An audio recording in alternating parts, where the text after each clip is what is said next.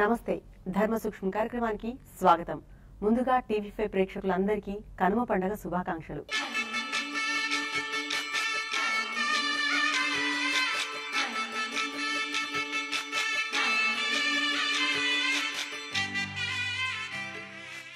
Some అంటే సంస్కృతంలో మంచి అని అర్థం, క్రాంతి అంటే వెలుగు అని అర్థం.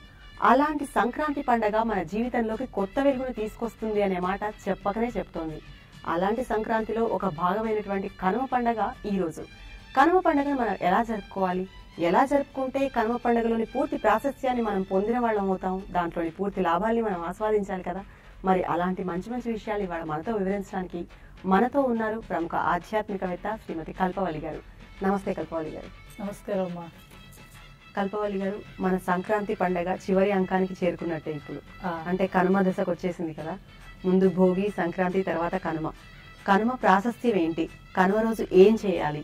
హిందూ సంప్రదాయం ప్రకారంగా అనేక పండగలు చేసుకుంటాం.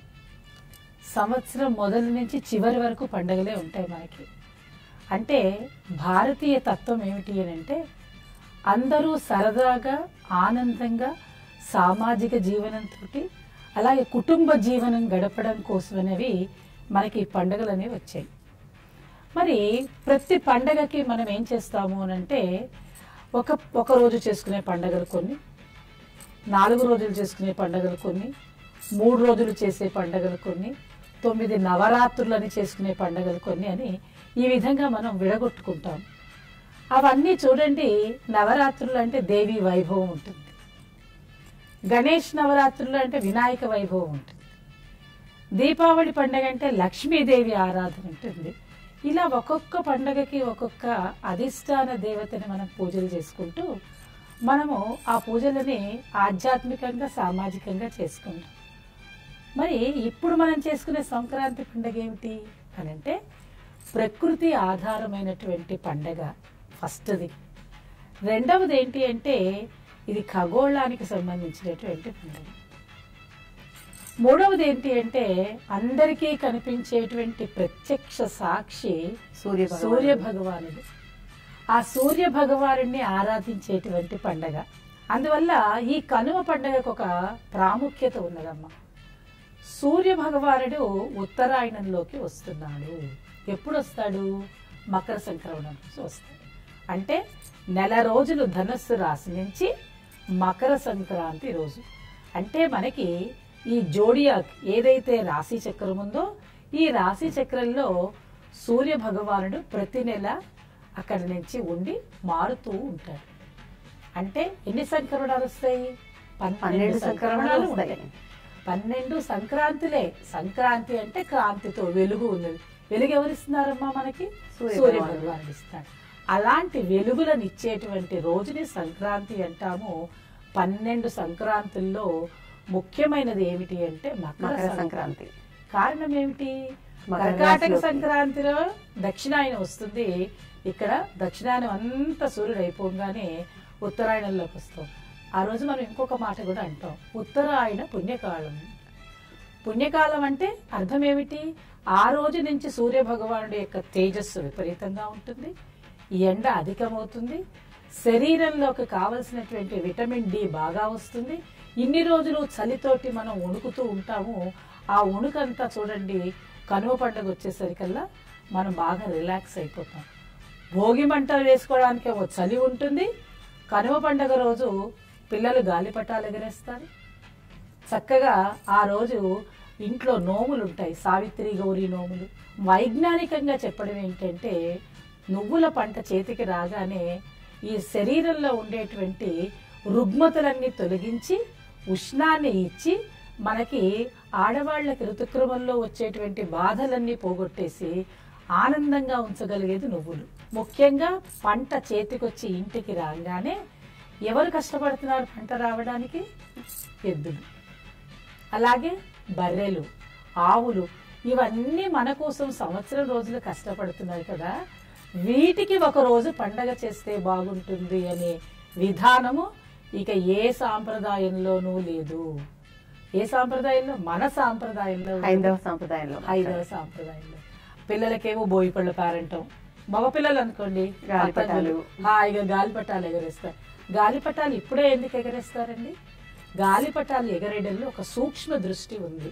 ఎందుకంటే వాళ్ళకి కళ్ళు తీక్షణంగా కనిపించడం కోసం కంటికి ఒక ఎక్సర్సైజ్ అది. మీరు ఉట్టప్పుడు చూడమంటే చూడలేరు. వాతావరణంలో వచ్చేటువంటి ఆ విటమిన్ డి సమానంగా ఉంటుంది. మరి ఎండాకాలం విటమిన్ డి ఉంటుంది కదా అని ఎండలో నిలబడగలుగుతారంటే పిల్లలు? పతంగులు ఎగరేయగలుగుతారా? ఎగరేయరు. ఇప్పుడు మాత్రమే వాతావరణం అనుకూలిస్తుంది. అందువలన మనము పతంగులు పిల్లలు మగపిల్లల్ని ఎగరేయమనేది. మనకి ఈ శాటిలైట్స్ వాటిల్లో కూడా ఇంధనానికి పనికి రావడానికి ఈ యొక్క పేడని పిడకలుగా చేసి దాన్ని వేడి చేసిన తర్వాత ఆ శక్తితోటి కూడా ఎగురుతున్నాయని నాసా వాళ్ళు ఇప్పుడు ఆవు పేడని బాగా ఉపయోగిస్తున్నారు. అది మాత్రమే కాకుండా ఆవు పేడతో చేసిన పిడకల్ని నెయ్యేసి కాల్చినప్పుడు వచ్చే ఆక్సిజన్ రిలీజ్ అవుతుందంట. ఒక చుక్క ఆవు నెయ్యి వాడి కనుక పిడకని కాలిస్తే అది కొన్ని టన్స్ ఆఫ్ ఆక్సిజన్ ఇస్తుందని చెప్పి నాసా వాళ్ళు ఒప్పుకున్నారు. అది ఇప్పుడు ఏంటమ్మా, ఇవన్నీ నీకు వేదాలలో, శాస్త్రాలలో, పురాణాలలో అన్నిట్లో ఉన్నాయి. అంటే అవన్నీ శ్రోత్రియములు. ఇంకొక గొప్ప విషయం ఉందమ్మా, ఈ రోజు మినుము తినాలి, కనుమ రోజు మినుము తినాలి అంటే ఎవరైతే ఇతర మాంసాహారము అవన్నీ తినకుండా ఉండేవాళ్ళు, అవి తినేవాళ్ళు అవి వండుకుంటారు ఆ రోజు. అలా కాకుండా కనుమ రోజు మినుము తినాలి అని చెప్పినది అవి తినని వాళ్ళు తప్పనిసరిగా గారెలు చేసుకుని తింటారు. తర్వాత రోజు ముక్కనుము, కనుమ రోజైనా వెళ్ళొచ్చేమో కానీ పొరపాటుగా ముక్కనుమ రోజు ప్రయాణం చెయ్యొద్దు అంటారు. అలా ఎటు తిరిగి 4 రోజులు కట్టిపడేసరిగా ఇంట్లో అది. అందుకనే 4 రోజుల పండగ సంక్రాంతి పండగ. ఒక్క పండగలో చూసుకుంటే ఎన్ని అంశాలు దీంట్లో ముడిపడి ఉన్నాయో అర్థమైపోతుంది. ఆధ్యాత్మికత, హైందవ సంప్రదాయం, వైజ్ఞానికత, సామాజికత, మళ్ళీ నోములు ఒకటి, సావిత్రి గౌరి నోము అలాంటివి చేసుకోవడానికి ఈ రోజే అన్నమాట. ఇన్ని రకాలు ఉండేటువంటి పండుగలు మనకి ఎంత గొప్ప విశేషతమ్మా. కాబట్టి మనం ఏం చెయ్యాలంటే భావితరాలకి మనం అందివ్వాలి. ఇప్పుడు పెద్దవాళ్ళకి తెలిస్తే చిన్నపిల్లలకి, ఇప్పుడు మన అదృష్టవశాత్తు పూర్వకాలంలో మనకి ఇంత టీవీ ఛానల్స్ అవన్నీ ఉండేవి కాదు. ఇప్పుడు ఏంటంటే మనకి మీడియా ద్వారా చాలా వరకు 99% వాళ్ళకి ఇన్ఫర్మేషన్ వెళ్తున్నది. కాబట్టి ఎలాగైతే మనం 31 అర్ధరాత్రి కేక్ కట్ చేసుకోవాలి, జనవరి 1 వస్తుందని మనం ఎలా చెప్తున్నామో అదే రకంగా జనవరి 14 సంక్రాంతి పండుగ.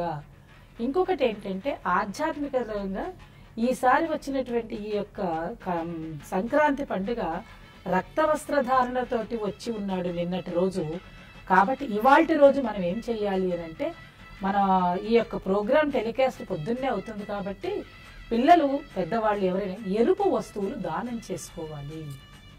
ఇది చాలా ముఖ్యమైన. ఈ రోజు మొత్తంలో కూడా ఎరుపు వస్తువులు దానం. ఈ సంవత్సరం ఏంటి అని అంటే కొంచెం మగవాళ్ళకి బాగాలేదు కాబట్టి రక్త వస్త్ర ధారణతోటి సంక్రాంతి పురుషుడు వచ్చాడు కాబట్టి ఎరుపు వస్త్రాలు ఏదైనా మనకి సాధ్యమైనంత వరకు, ఎరుపు గాజులు లేదంటే ఎరుపు చీరలో, ఎరుపు జాకెట్ బట్టలో, సాధ్యమైనంత వరకు అమ్మవారికి ఎర్రటి పువ్వులో చెయ్యడం ఒకటి.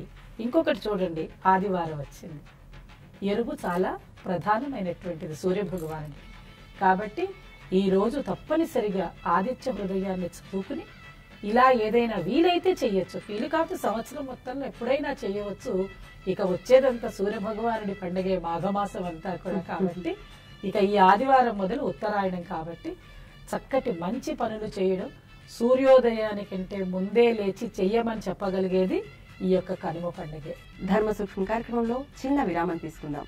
ఏ పండగ అయినా సరే సూర్యోదయానికి ముందు లేచి చేస్తేనే అది కరెక్ట్ గా పండగ. చేయాల్సిన విషయాలన్నీ కూడా కరెక్ట్ గా జరిగిపోతాయి టైం ప్రకారం. హాయిగా ఆనందంగా ఉండొచ్చు. 2 రోజులు రెస్ట్ తీసుకున్నారు కానీ 3వ రోజు ఆనందంగా సంతోషంగా గడపడానికి వీలైనటువంటి పండుగ కనుమ పండుగ. కనుమ పండుగ రోజు హాయిగా మినుము తింటూ ఇంట్లో అమ్మమ్మ గారెలు చేసి పెడితే శుభ్రంగా తిని ఆనందంగా పతంగులు ఎగరేసుకుంటే ఇంతకన్నా గొప్ప రహస్యం ఏం కావాలి తల్లి చెప్పు. ధర్మ సూక్ష్మం అంటే నిజంగా పండగలోని సూక్ష్మం ఇంత గొప్పగా ఉంటుంది అని మన పెద్దవాళ్ళు ఎప్పుడో ఆలోచించి పెట్టారు కదా మనల్ని ఆచరించమని. చాలా గొప్ప విషయమేమో. పండగ అంటే సింపుల్ గా ఏదో అందరూ కలిసి చేసుకోండి, ఎందుకో చేసుకోండి, లేదంటే ఒక చోట చేరడం కోసమో, లేదంటే ఏదో ఇంటికి పంట వచ్చింది కాబట్టి సంతోషం కోసం చేసుకునేదో అని మాత్రమే కాకుండా దాంట్లో వైజ్ఞానికత కూడా ఇంత జోడించి పెట్టారు. ఈ టైంలో నిజంగా పతంగులు ఎగరేస్తే కనుక మన కంటికి సూక్ష్మ దృష్టి మెరుగుపడుతుందని చెప్పడం కానీ, ఈవెన్ ఆడపిల్లలు ముగ్గులు వేస్తారంటే ఏదో సరదా కొద్ది ఇంటి ముందు వేసే ముగ్గులనే కాదు, అసలు దానికి ఎంత ఓపిగ్గా కూర్చొని వాళ్ళు ముగ్గులు వేయాలి.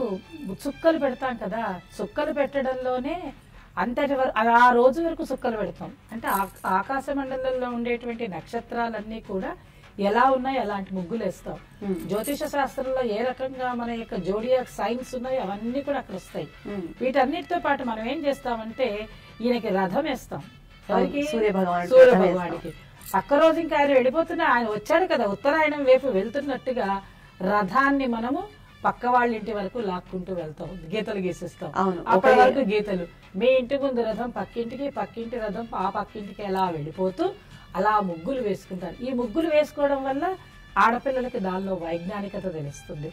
ఇంకా పిండితో వేస్తే చీమలకి ఆహారం, ఉత్తిగా వేయమంటే వేయరు, ఆ ముగ్గులో వేస్తే ఆ పిండి తినేస్తుంది చక్కగా. దాని చుట్టూతో మనం రేగిపళ్ళు వేస్తాం. రేగిపళ్ళు ఎవరివి? సూర్య భగవానుడికి. మళ్ళీ దానిలో ఇంకా బోయిపళ్ళు పోసినప్పుడు మనం వేసిన అవే చుట్టూతో వేసి పెడతాం అనమాట. ఇవాల్టి వరకు వేస్తాం. రేపటి నుంచి ఇంకా కనుము దారి వెళ్ళిపోతుంది, మళ్ళీ రోజు వేసేటువంటి ముగ్గులే వస్తాయి. అంటే ఒక ముగ్గుకు ఇంత చూడండి ఎంత ప్రతీకలు ఉన్నాయో. అంటే అమ్మవారి యొక్క స్వరూపం శ్రీచక్రం, అలాంటి బిందు స్వరూపుడిని మనం ప్రతిరోజు చిన్నప్పటి నుంచి అమ్మాయికి ముగ్గు వేయడం నేర్పిస్తాం.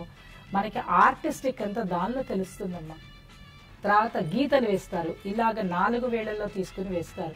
ఈ 4 వేళ్లలోకి తీసుకుని వేసే ముగ్గుకి ప్రతీక ఏంటి అని అంటే, మనం ముగ్గు చేతిలో వేసుకుని ఇలా వేస్తే ఇక్కడ సాముద్రిక శాస్త్రం ప్రకారంగా ఎవరికైతే హోల్స్ ఎక్కువగా ఉంటాయో వాళ్ళ చేతిలో డబ్బు ఎక్కువగా ఖర్చు అయిపోతుంది అని. పూర్వకాలంలో ఇలాగ భారత్ మ్యాట్రిమోనీ లాంటివి ఏవి ఉండేవి కాదమ్మా. ఏ ఇంటి ముందు ఆడపిల్ల జాగ్రత్తగా ముగ్గేసిందనేది చూసుకుని, ఈ ఇంట్లో ముగ్గు వేశారు అంటే ఆడపిల్లలు ఉన్నారని, ఎలాంటి గీతలు ముగ్గేశారు, ఏ గీత ఏ దారిలో ఎలా, మీరు చూడండి కావాలండి ఇలా పోసుకుని చూడండి, ఇక్కడ ఎక్కువగా పడుతుందా ఇక్కడ ఎక్కువగా పడుతుందో తెలిసిపోతుంది. అలా చూసుకుని ఇంటికి వచ్చిన తర్వాత అమ్మ కాస్త ఒక చిటికెడు ఉప్పు తీసుకురా మజ్జిగలోకి, ఉప్పు తీసుకురా అంటే అమ్మాయి కనుక ఇలా పట్టుకొచ్చిందంటే వద్దండి ఈ సంబంధం వద్దని వెళ్ళిపోయేవాళ్ళు. చిటికెడు తెచ్చిందంటే కాపరం నిలబెడుతుంది పర్వాలేదు అనుకునేవాళ్ళ. ఆ రోజుల్లో అలా చూసుకునేవాళ్ళు. ఇప్పుడు అంటే యుగం మారింది కాబట్టి ఇవన్నీ ఎవరు పట్టించుకోవటం లేదు. అమ్మాయిలు ఉద్యోగాలు అబ్బాయిలు ఉద్యోగాలు సంబంధాలు దొరకక చాలా ఇబ్బందిగా ఉన్నాయి కాబట్టి, ఉమ్మడి కుటుంబాలు గ్రామీణ వాతావరణంలో ఉన్నాయి కాబట్టి ఇవన్నీ మనం గుర్తు చేసుకుంటున్నాం. ఎప్పుడో ఓ రోజన్నా గుర్తు తెలుస్తుంది. ఎంత లోతైన పరిశీలన కాకపోతే ఆ ముగ్గు వేస్తుంటే ఎక్కడి నుంచి సంద ఎక్కువగా ఎక్కడుంటే ఇక్కడ ఎక్కువగా ఉన్నది అని అంటే ఈ అమ్మాయి బాగా డబ్బు ఖర్చు పెడుతుందని, ఇక్కడ కొంచెం ఎక్కువగా ఉందంటే పర్వాలేదు ఈ అమ్మాయి సంసార సుఖం బాగా ఇస్తుంది నా కొడుక్కి అని, ఇక్కడ ఉంటే సంతానం బాగా ఉంటుందని ఇలా ఆలోచించే వాళ్ళు. ఇవన్నీ ఇప్పుడు మేము చదువుకుంటున్న రోజుల్లో పిల్లలకి చెప్పే రోజుల్లో కూడా సాముద్రిక శాస్త్రం లేకుండా ఏమీ జరగటం లేదు. హస్త సాముద్రికల్లో ముఖ్యమైన విషయాలు వీటిని. అందుకే ఎవరితోనైనా మాట్లాడుతుంటే ఇలా చూస్తే ఒక రకంగా ఉంటుంది, ఇలా చూస్తే ఒక రకంగా, ఇలా చూస్తే ఒక రకంగా, ఇన్ని రకాలుగా ఉండేటువంటి విషయాలని. దానివల్ల నేను ఈ సాముద్రికం గురించి ఎందుకు చెప్పొచ్చానంటే, మనము ఇవాళ పశు సాముద్రికం ఉంది, మీకు ఏమైనా తెలుసా? ఒక మాట, ఇవాళ సాముద్రికం వరకు వింటాము. హస్త సాముద్రికము, అంగ సాముద్రికము, పశు సాముద్రికము. ఎందువల్ల పశు సాముద్రికము అంటే, ఏవంటే ఆవులని కొనుక్కోకూడదు, ఎటువంటి పిల్ల అంటే అటువంటి పిల్లని ఎలా ఇంటికి తెచ్చుకోరో, చక్కటి పాడి పంట ఉండాలి అని అంటే మంచి ఆవును తెచ్చుకుంటారు, ఆవు కాళ్ళని చూస్తారు, ఆవు ఎలా ఉన్నది దానికి ఒక సాముద్రిక శాస్త్రం ఉంది. ఎలాగైతే కుక్కను తీసుకొచ్చుకునేటప్పుడు దానికి 18 గోళ్లు ఉండొచ్చు, 19 గోళ్లు ఉండాలి, ఒక వేలు సరిగ్గా ఉండాలి, ఇవన్నీ ఎలా చూసి తెచ్చుకుంటారో ఆవులను తెచ్చుకునేటప్పుడు అలాగే తెచ్చుకుంటారు. బర్రెలు తెచ్చుకునేటప్పుడు దాని సాముద్రికం ఉంది. అలాగే ఎడ్ల సాముద్రికంలో అది ఎలా వేస్తుంది, దానికి కారణం ఏంటంటే ఇది సరిగ్గా వేస్తుందా లేకపోతే దీని ఊరికే తెచ్చుకుంటే మనకు దున్నుతుందా లేదా అనే విషయాన్ని. చాలు సంవత్సరంలో ఒక్క రోజైనా ఇట్లాంటి పండగ, అది 4 రోజుల పండగ చేసుకుని దాంట్లో ఒక్కొక్క రకమైన అంశాలన్నీ జోడింపబడిన పండగ చేసుకుంటే సంవత్సరం అంతా ఉత్సాహంగా పనిచేసుకోవచ్చేమో. సంవత్సరం అంతా ఉత్సాహంగా పనిచేసుకోవచ్చు, ఆనందంగా. ఇప్పుడు 2017 అంటే 17 అంతా హాయిగా ఆనందంగా ఉంటుంది ఇంట్లో వాళ్ళతోటి చక్కగా సరదాగా గడుపుకుంటూ. కాబట్టి మనకి ఏదైనా సరే ఆలోచించి చేసినవే పెద్దవాళ్ళు ఇచ్చారు కాబట్టి ధర్మాన్ని అనుసరించుకోవాలని మనం తెలుసుకుని పిల్లలకు కూడా అవే తెలియచెప్తూ ఉంటే వాళ్ళు ఒక రోజు వింటారు, ఇంకో రోజు వినకపోయినా తర్వాత వాళ్ళు పెద్దవాళ్ళు అవుతారుగా, ఆ రోజుకి పనికొస్తాయి. ఇప్పుడు గొబ్బెమ్మలు పెట్టమంటే విసుక్కునే రోజులు కాకుండా వెళ్ళి బర్రె పేడ కాదురా ఆవు పేడ తీసుకురండి అంటే అది ఇంటి ముందు పెట్టే స్థితి తీసుకొస్తే చాలు. లేకపోతే మనం నేను అనేది ఏంటంటే మనం పెరుగుతున్నాం బానే ఉంది, మరి ఇవెట్లా ఈ సంతతి అంతా పశు సంతతి పాడైపోతే మనకి రేపొద్దున పాలు ఎలా దొరుకుతాయి, పాడి ఎలా వస్తుంది? పిల్లలకు అది చెప్పాలి. కాబట్టి మీరు చేయవలసింది ఏంటంటే ప్లాస్టిక్ కాగితాలు బయట పడేయద్దు. ఎందుకు? అవి కనుక ఆవులు కానీ ఎవరైనా బర్రెలు కానీ తిన్నాయంటే దాని గొంతంతా పోతుంది, అది చనిపోతుంది, పాపం జీర్ణాశయం పాడైపోతుంది అని మనం చిన్నప్పుడు చెప్తే వాళ్ళ మైండ్ లో ఉండిపోతాయి. ఇలాంటివన్నీ చెప్పడం చూడండి, దానికి చక్కగా కొమ్ములకన్నీ మీరు ఊళ్ళలో వెళ్ళి చూస్తే ఎంత బాగా అలంకరిస్తారో కనుమ పండుగ రోజైతే. వాటికి అన్ని చక్కగా చీరలు కప్పుతారు, మెళ్ళో గంటలు వేస్తారు, రకరకాళ్ళకి వేస్తారు. అవి వస్తూ ఉంటేనే టంగ్ టంగ్ టంగ్ అని భలేగా ఉంటుంది.